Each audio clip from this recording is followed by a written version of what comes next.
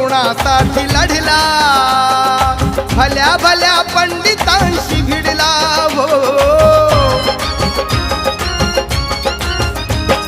सांगा भीम कुणासाठी लढला, भल्या भल्या पंडितांशी भिडला, तुमचा नवा इतिहास घडला, एक क्षण ही वाया ना दवडला, संसाराची झाली धूळ धाणी, प्रत्येकाने बना स्वाभिमानी।